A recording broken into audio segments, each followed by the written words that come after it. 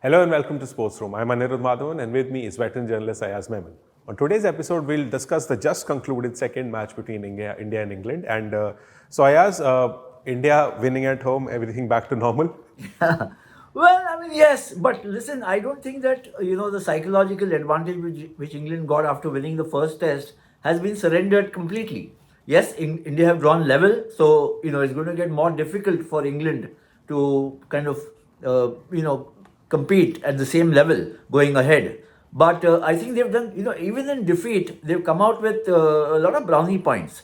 And but for a few things which went against them, a little bit of luck, Ben Stokes getting run out, the contentious decision against Zach Crawley, were things that they'll probably think that they could have run India far closer and taken it into the last session, perhaps even produced an adverse result for India. But now those are all ifs and buts. I think what India need to savor is that they came back strongly in this match, thanks to two terrific performances, actually three. But what set the tone for India was, Yashasvi Jaiswal's double hundred, and then I thought for me the defining or the difference between the two teams was Jasprit Bumrah, the way he bowled.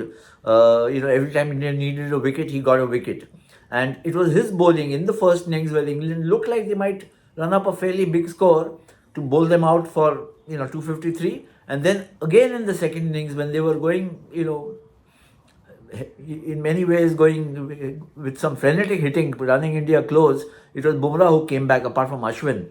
So the point is that England may have lost the match, but they will still believe that they had honours even in a way, and that they'll carry into the next match. So India will have to combat that. And well, return of Kohli if it happens, Jadeja if it happens, Mohammad Shami if it happens. How will this alter the equation? We'll have to wait and see. Yeah, and we'll get to Bumrah. I'll keep that for last because I want to ask you something special. But I want to talk to you about Jaiswal, who continues his form and gets a double hundred. And then Shubman Gill, who had a bit of a lean patch and people were asking for his head. Now, he came up with a much needed 100. So, what did you make of both these guys? So, I mean, look, but they are of the same age group. Both are in their 20s, early 20s or mid 20s. Jaiswal is a couple of years younger. And I thought Gill, more than Jaiswal, perhaps needed the big scores, big runs, because he's not been getting any big scores for the last 8, 10, 15, 18 innings. And, the decibel level of the skeptics was rising. So he had to provide a counter. And that's best provided by the bat, not by your own talking. So I think it was a very good 100 in the circumstances, because you take away that 100. I mean, look, Jaiswal's double 100 in a score of 398 was absolutely fantastic. And it gave India that, that kind of a score where the bowlers got enough buffer to try things and, see what, to try and push the English batting down. But England having fought back, India still needed runs in the second innings, which was provided by Shubman Gill. So I think India will be very happy. Remember, India played without Kohli, and Rohit is not amongst the runs. So Shreyas Iyer has not been getting the big score. So they needed some guys to produce the runs, and it's really heartening from India's point of view that these two young guys have got the runs.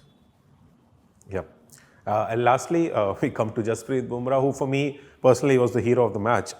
The first innings bowling was the stuff of legends, and this may be recency bias, but there has been a lot of chatter online saying that Jasprit Bumrah is the best bowler India's ever produced. So I want to ask you specifically this, because you've seen Kapil Dev in the flesh, you've seen the famous spin quartet of Bedi and Chandra and Prasanna and Venkatraghavan and all. So do you think Bumrah at this level, at this mark in his journey, measures up to them, is close to them, and would you foresee him surpassing them even when he ends up? All things, in the immortal, words, or to paraphrase Ravi Shastri, all things are possible. All three possibilities exist.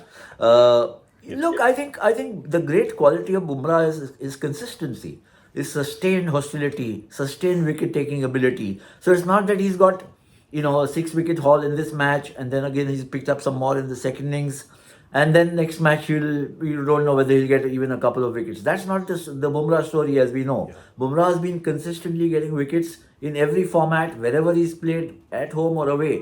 He had a long layoff through injury. There were wide doubts whether he will remain the same bowler, whether his pace will be impacted, whether his action will change. He's just come back a better bowler. And that's really the fabulous thing about Jasprit Bumrah for me, is that he's so intense as a player. When I say intense, I don't mean just completely serious and grim, but he's intense in his learning, in learning. So his learning curve is fantastic, the way it has gone up. And when the situation gets daunting or it gets tough for his team, he comes and produces results. He gets the wickets, he gets the breakthroughs, which is what makes him, for me, the MVP of the Indian team as of now. The most valuable player in the Indian team is him. And in the annals of in bowlers in Indian history, if I have to name five the bowlers I've seen, five fast bowlers, I'm not including the spin quartet here or Anil Kumble or Harbhajan Singh, who also picked up hundreds of wickets. I mean, Anil Kumble is still the highest wicket taker. There's Ashwin, there's Jadeja. But the fast bowlers that I've seen, in my list, the top five would be, not top five, it's not a ranking, it's more chronological. Kapil Dev, because he was, when I started watching and covering cricket, Kapil Dev was there. There's Kapil Dev, there's Javagal Srinath, there is Zahir Khan, there's Mohammad Shami, and there's Jasprit Bumrah. It's not nothing to take away from the likes of Ishant Sharma, Umesh Yadav, Venkatesh Prasad, so many others, Karsan Ghavri, and those who have played for India. It's not easy for these bowlers, Indian bowlers, to have been toiling on Indian pitches and struggling for many, many years. But things have changed now dramatically. India is producing fast bowlers aplenty, and this guy is a diamond, Bumrah. When you look at his match winning and wicket taking ability, and look at the combination that is possible for India now. There's Jasprit Bumrah, there's Mohammad Shami, there's Mohammad Siraj, who didn't make it into this test match playing 11, but he's there. And it just takes me back, Anirudh, to the fact that when India started playing test cricket in 1932-33, initially your best bowlers were the fast bowlers, Mohammad Nisar and Amar Singh. Yeah. And then somewhere along the way, fast bowlers became, an expensive thing to carry forward. It just became a burden. So India started relying more and more on spinners. But now we've got a very well-rounded kind of bowling attack. We've got great spinners, we've got terrific fast bowlers. And I think that's the reason why India has done well overseas. May not have won all the time, but has done consistently well overseas and is doing extremely well at home, not just because of the spinners, but also because of the fast bowlers. Yes, like you said, we were all expecting the spinners to take all the wickets here, but Bumrah and Anderson showed the quality of fast bowling, and we'll just keep you posted we'll do a preview for the next match. Now we head over, and that's it for this episode of Sports Room. We'll see you next time.